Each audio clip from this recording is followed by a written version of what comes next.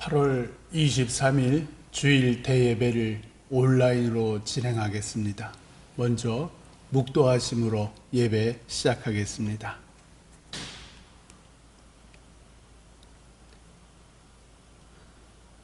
내 영혼아 여호와를 송축하라. 내 속에 있는 것들아 다 그의 거룩한 이름을 송축하라. 내 영혼아 여호와를 송축하며 그의 모든 은택을 잊지 말지어다. 그가 내 모든 죄악을 사하시며 내 모든 병을 고치시며 내 생명을 파멸에서 속량하시고 인자와 긍휼로 관을 씌우시며 좋은 곳으로 내 소원을 만족하게 하사 내 청춘을 독수리같이 새롭게 하시는 도다. 아멘. 다같이 찬송가 1장 만복의 근원 하나님 함께 찬양하시겠습니다. 찬송가 1장 만복의 근원 하나님 함께 찬양하시겠습니다. 만복의 근원 하나님 온 백성 찬송 드리고 저 천사여 찬송하세. 찬송 성부 성자 성령 아멘. 오늘 말씀은 신약성경 요한일서 4장 15절에서 16절까지의 말씀입니다. 오늘 말씀 요한일서 4장 15절과 16절입니다. 신약성경 392쪽에 있습니다. 저랑 같이 요한일서 4장 15, 16절 한 목소리로 같이 읽겠습니다. 누구든지 예수를 하나님의 아들이라 시인하면 하나님이 그의 안에 거하시고 그도 하나님 안에 거하느니라. 하나님이 우리를 사랑하시는 사랑을 우리가 알고 믿었노니 하나님은 사랑이시라. 사랑 안에 거하는 자는 하나님 안에 거하고 하나님도 그의 안에 거하시느니라. 아멘. 오늘 말씀은 하나님은 사랑이시라라는 제목으로 말씀 전할 때에 비록 집에 계시지만 많은 은혜 받으시기를 소망합니다. 먼저 함께 기도하겠습니다.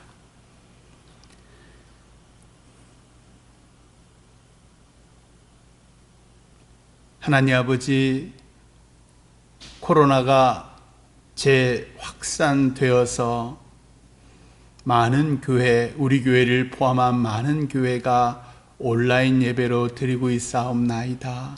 주님, 이 땅의 교회들 불쌍히 여겨 주옵소서. 그리하여 얼른 코로나가 물러나게 하여 주시사 우리로 마음껏 주님을 이 교회에서 예배케 하옵소서. 예수님 이름으로 기도드립니다. 아멘.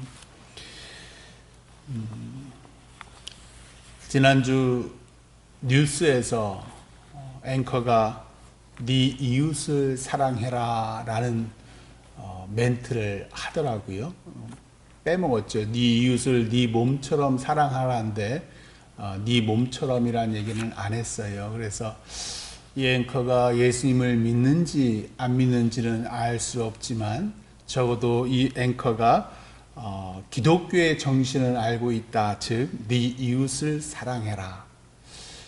그 멘트를 이렇게 듣는데 무척 부끄러웠습니다. 세상 사람들이 이제는 교회와 또 성도들을 향해서 충고할 정도로 이 땅의 교회가 많이 비판받고 있구나.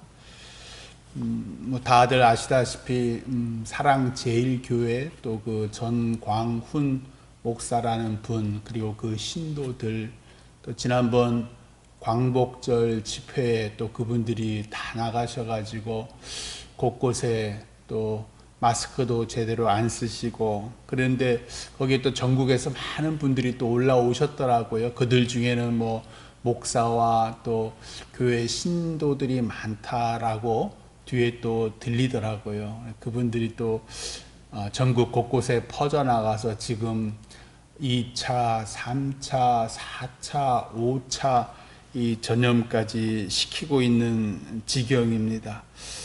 사실 이전까지 저는 그 교회나 뭐 그 목사님이나 우리와는 전혀 관계가 없다라고 생각을 했거든요. 그런데 이번 광복절 집회로부터 해서 지금 뭐 200명, 300명, 앞으로는 더 많이 폭발적으로 코로나 확진자가 더 증가할 거라고 하는데, 비록 나는 또 우리는 그 교회와 그 교회 신도들과 목사랑 하등의 관계가 없지만, 뭐 우리의 이웃 또 우리가 알고 있는 그 어떤 믿는 사람, 그 믿는 사람의 또 누군가가 이렇게 몇 차례 건너서 그분들을 알 수 있고 그분들을 만날 수 있잖아요. 제가 깨달았어요. 참 대한민국은 좁은 나라인데 그 안에서도 믿는 사람들이 얼마나 적은가? 그리고 그 믿는 사람들이 알게 모르게 몇 달이 걸쳐서 서로 이웃임을 깨닫게 되었습니다. 결국 우리는 같은 배를 탄 교회 공동체입니다. 세상 사람들이 교회를 향해서 또 목사를 향해서 또 신자를 향해서 손가락질할 때 그 손가락질은 단지 그 교회만의 문제가 아니라 우리 교회도 포함되는구나. 왜냐하면 우리는 같은 시대를 사는 대한민국의 교회이기 때문입니다. 2000년 전 아무 죄 없는 예수님도 세상 사람들로부터 손가락질 당했습니다. 하물며 오늘날 대한민국 교회가 지금까지 지은 죄가 얼마나 많습니까? 그래서 우리는 응당 받아야 할 죄값을 받는 것입니다. 오늘날 대한민국 교회가 세상의 모범이 되지 못한 죄값이요, 세상보다 더 타락하고 세상보다 더 부귀영화를 탐한 죄값을 받는 것이라 생각합니다. 오늘 말씀 요한일서 4장 15, 16절에서 그 15절의 첫 번째 구절은 이렇게 시작을 해요. 누구든지 예수를 하나님의 아들이라 시인하면, 즉 그 누구든지는 정치적 성향이 극우일 수도 있고 극좌일 수도 있고 중간에 계신 분일 수도 있고 보수일 수도 있고 진보일 수도 있고 중도 쪽에 계신 분일 수도 있지만, 그 입술로 예수님이 하나님의 아들이라고 시인하면 그 사람은 결국 하나님의 백성이요 하나님의 자녀라는 사실입니다. 싫어도, 나는 그 사람이 싫어도 결국 세상 사람들의 눈에도 또 하나님의 눈에도 그들과 우리는 같은 하나님의 백성이요 자녀라는 말씀입니다. 따라서 그분들을 이 코로나 시국에 어떻게 저럴 수 있냐라고 몰지각하다고 정죄하지만 마시고 불쌍히 여겨서 그분들을 위해 예수님께 기도해야 합니다. 그것이 우리 형제 교회와 또 형제 신도를 향한 예수님의 마음입니다. 그런데 복음서를 제가 쭉 읽다 보면은 여러분도 마찬가지겠지만 좀 의아한 게 있습니다. 2000년 전 로마의 식민지 이스라엘, 그 시대를 예수님께서 살아가셨습니다. 그런데 예수님은 거의 세상 정치에 대해서 거의 말씀하지 않습니다. 하나님의 나라와 그의 의를 구하라는 말씀은 참 많이 하시는데 현실 정치에 대해서는 이상하리라만치 별로 언급하지 않았습니다. 분명히 당시 수많은 유대인들, 이스라엘 백성들은 로마의 식민 지배로부터 이스라엘을 정치적으로 해방시킬 메시아 그리스도를 기다렸습니다. 그리고 예수님이 그분인 줄 알았지요. 그래서 수많은 사람이 따라오다가 결국 나중에 예수님의 입술에서 단 한 번도 이스라엘 해방에 대한 얘기를 하신 적이 없어요. 그러니까 결국은 십자가에 못 박아라, 십자가에 못 박아라, 네가 메시아냐, 네 힘으로 그 십자가에서 내려와라, 이렇게 막 비난하고 저주합니다. 예수님이 사역하실 때 어느 날 바리새인과 헤롯 땅 사람들이 예수님께 달려와서 이렇게 물어요. 가이사에게 세금을 바치는 것이 옳습니까? 옳지 않습니까? 이것이 사실은 복음서에 나오는 거의 유일한 현실 정치에 대한 예수님의 의견을 묻는 질문입니다. 어떻게 대답하시느냐에 따라서 로마의 지배를 거부하는 이스라엘 해방의 선동가 또는 로마 지배에 그저 굴종해야 하는 비겁자 둘 중에 하나로 이렇게 엮일 수가 있는 거예요. 그런데 예수님께서 그들의 의도를 꿰뚫어 보시고서는 그들에게 로마의 동전 한 데나리온을 보여달라 그럽니다. 그러니까 그들이 자기 주머니에서 로마의 동전 한 데나리온을 이렇게 보여줍니다. 그러자 예수님께서 그들에게 이렇게 얘기해요. 이 형상과 이 글이 누구의 것이냐? 그 동전에는 가이사의 얼굴이 있습니다. 로마 황제의 얼굴이 있고 그 동전의 뒷면에는 이런 글자가 써 있어요. 티베리우스 황제 아우구스투스, 신이신 아우구스트의 아들이라는 글씨가 앞과 뒷면에 이렇게 써 있거든요. 그러니까 당연히 바리새인과 또 헤롯 당원들이 이렇게 얘기하겠죠. 가이사의 것입니다. 그러자 예수님께서 이렇게 대답을 하세요. 가이사의 것은 가이사에게, 하나님의 것은 하나님께 바치라. 즉, 그 동전에 있는 그 형상이 로마의 황제 가이사가 그 형상에 있으므로 당연히 너희들이 세상 권세를 가진 로마 황제에게 세금을 바쳐야 한다라고 말씀한 겁니다. 우리가 싫어할지라도 세상 권세를 인정하라는 말씀이에요. 당연히 로마의 식민 통치에 반대하는 민족주의적인 유대인들의 반발을 살 수 있습니다. 그러든지 예수님은 곧이어 하나님의 것은 하나님께 바치라 라고 말씀합니다. 왜? 우리는 다 누구의 형상을 닮았어요? 하나님의 형상을 닮았습니다. 그래서 하나님의 형상을 닮아 창조된 모든 사람은 하나님 것이기에 황제를 포함해 모든 사람 그리고 천하 만물을 창조하신 창조주 하나님께 그 모든 것을 바치라 라고 말씀하신 거예요. 그러니까 이쪽도 저쪽도 다들 고개를 갸웃갸웃. 왜 예수님께서 전지하신 하나님의 아들이신지가 이렇게 증명되는 겁니다. 사람을 포함한 세상 모든 것은 하나님 것입니다. 그중 일부를 유한한 시간에 로마 황제의 것으로 하나님께서 허락하셨습니다. 따라서 우리 믿는 사람들은 하나님의 것은 하나님께 바치고 그중 일부 하나님께서 가이사에게 허락하신 건 가이사에게 바치라고 말씀한 겁니다. 예수님께서는 주어진 정치적 현실을 인정하셨습니다. 그러나 지금의 정치적 현실 그 위에 계신 하나님을 바라보라라고 말씀합니다. 우리가 비록 지금 세상에 속해 있으니 당연히 세상 권세를 인정하되 세상 권세를 허락하시고 때때로 바꾸시는 하나님을 바라보며 이 땅에서 하나님 나라와 하나님의 의를 구하는 것이 우리 기독교인의 사명이다 라고 말씀하신 겁니다.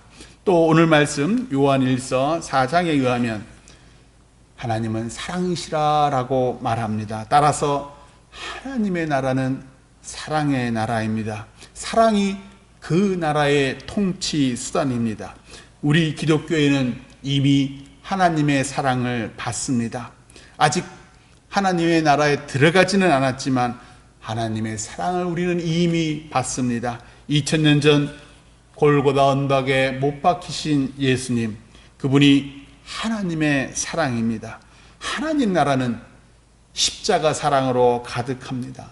만나는 사람마다 세상에서 지은 죄는 온데간데 없이 사라졌고 예수님의 십자가 사랑으로 깨끗하고 거룩하게 되었습니다. 세상에서는 우리가 정치인들 욕도 하고 비난도 하고 정죄도 했지만 하나님 나라에서는 우리 영혼과 우리 입술이 예수님 피로 씻김을 받아서 칭찬과 인정과 감사와 존경의 말로 가득합니다. 사랑으로 가득한 나라가 곧 하나님 나라이기 때문입니다. 그러나 하나님께서 우리를 아직 그 좋은 천국으로 데려가지 않으시고 이 땅에서 여전히 살게 하신 이유는 누굴 비판하고 누굴 정죄하기 위해서가 아니라 또 세상 정권을 바꾸기 위해서가 아니라 우리 입술과 삶을 통해 이 세상에 하나님 나라를 전파하기 위해서입니다. 어떤 세력이 정권을 잡든 그들이 하나님 뜻, 사랑을 행하도록 기도하는 것. 그것이 우리 기독교인의 사명입니다. 오늘 말씀은 분명하게 말합니다. 누구든지 예수를 하나님의 아들이라 시인하면 하나님이 그의 안에 거하시고 그도 하나님 안에 거하느니라. 하나님께서 우리 기독교인에게 원하시는 건 하나님이 우리 안에 거하심을 증거하는 삶입니다. 하나님이 우리 안에 거하시는데 어찌 나와 반대되는 정치적 생각을 가졌다고 욕하며 비난할 수 있겠습니까? 하나님이 그걸 좋아하시겠습니까? 하나님께서는 그 사람들을 위해서 기도하라 우리에게 원하십니다. 그것이 사랑이신 하나님을 모신 우리가 해야 할 일입니다. 사랑제일교회로 인해 또 정광은 목사와 그 신자들로 인해 기독교가 전에 없는 비판과 위기에 직면해 있습니다. 기독교를 향한 비판은 90년대부터 지금까지 줄곧 계속됐지만 이번 코로나 사태와 광복절 집회로 인해 절정에 달했습니다. 이전의 비판이 주로 기독교의 세속화를 향한 비판이었다면 이번 비판은 세상보다도 못한 기독교, 교회에 대한 비판입니다. 세상도 다른 사람에게 피해 주지 않으려 조심하는 이 코로나 형국에 교회는 또 그 목사와 신도들이 조심하기는커녕 코로나를 오히려 전파하고 있기 때문입니다. 우리 금토교회는 물론 잘하고 있습니다. 지금까지 잘하고 있고요. 그래서 아무도 코로나에 걸리지 않았고 그러나 그 후의 일은 모릅니다. 그래서 오늘도 우리가 온라인 예배로 드려요. 우리는 조심하고 조심하지만 우리가 만나는 그 누구가 누구의 이웃을 통해서 코로나에 우리가 나도 모르게 감염될 수 있습니다. 그래서 오늘도 우리가 온라인 예배를 드리는 겁니다. 적어도 나는 걸렸지만 내 옆에 성도에게는 옮기지 않기 위해서입니다. 그럼에도 우리는 비록 잘하고 있음에도 사랑제일교회를 향한 비판은 결국 우리 교회를 향한 비판이요 그 목사와 신도를 향한 세상의 비판은 결국 저와 우리 성도를 향한 비판이기도 합니다. 우리 교회를 포함해 예수님의 하나님의 아들이라 시인하는 모든 교회는 예수님의 마음, 사랑의 마음으로 세상의 비판과 돌팔매질을 받아야 합니다. 예수님처럼 우리도 십자가에서 죽어야 합니다. 우리 교회의 목사, 성도 모두 십자가에서 죽어야 합니다. 그래야 새로운 생명으로 부활할 수 있습니다. 지금 이대로는 결코 세상이 교회를 존경하지 않습니다. 지금 이대로는 교회가 결코 부흥할 수 없습니다. 세상보다 못한 교회에 과연 누가 오겠습니까? 세상은 희생하고 조심하는데 교회는 희생하려 하지 않고 제멋대로 살기 때문입니다. 감사한 건 하나님께서 우리가 이 정도 수준밖에 되지 않는다는 걸 이미 알고 계시다는 겁니다. 우리는 사랑이 아닙니다. 하나님이 사랑이십니다. 우리는 여전히 죄와 정욕과 이기심으로 가득한 존재들입니다. 그래서 세상의 비난을 받는 겁니다. 어떻게 하면 죄 많은 우리 자신을 죽이고 하나님의 사랑이 우리 안에 거할 수 있을까요? 오늘 말씀은 분명히 증거합니다. 하나님은 사랑이시라. 사랑 안에 거하는 자는 하나님 안에 거하고 하나님도 그 안에 거하시느니라. 어떻게 하면 우리 하나님을 믿는 사람들이 하나님의 사랑 안에 거할 수 있을까요? 사도 바울이 로마서 10장 13절에서 이렇게 해답을 주십니다. 누구든지 주의 이름을 부르는 자는 구원을 받으리라.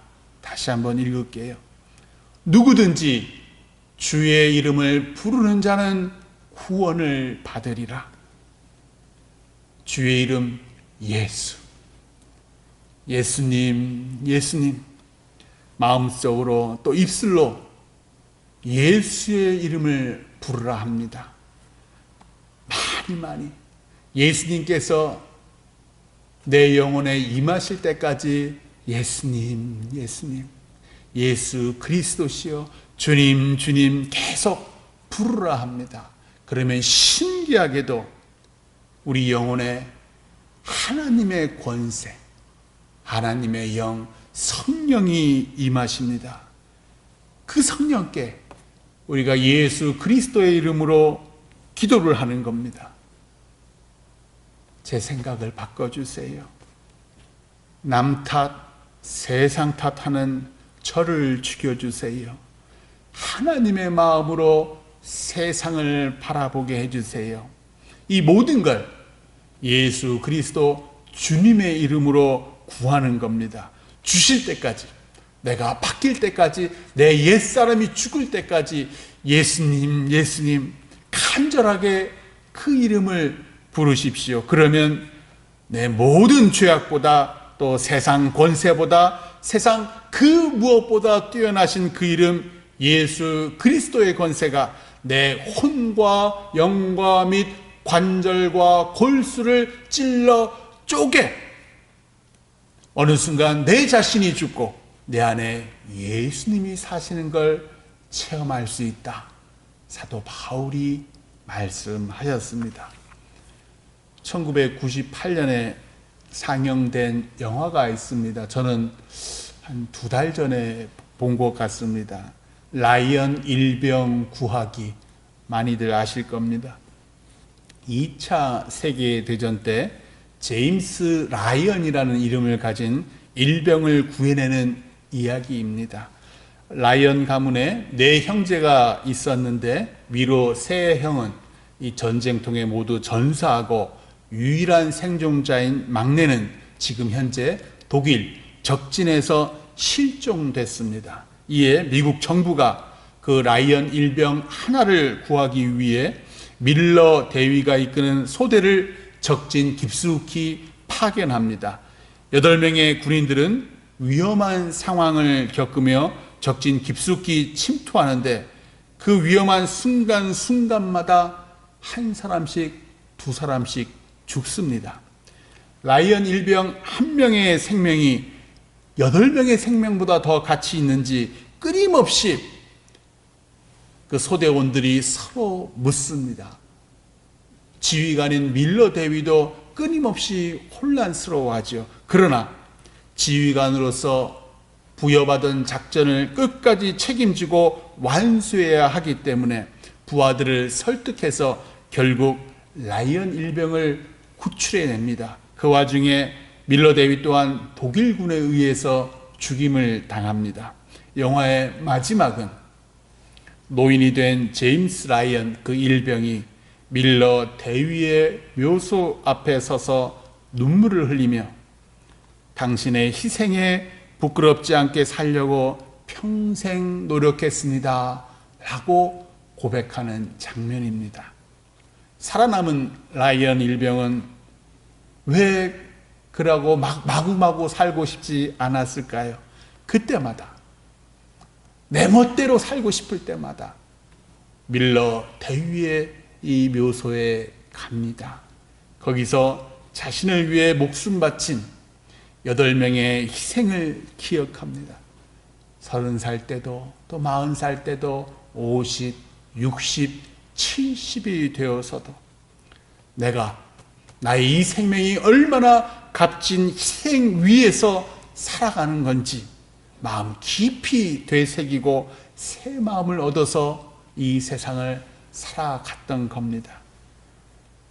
우리는 하나님의 사랑, 예수 그리스도의 피로 구원받은 사람들입니다.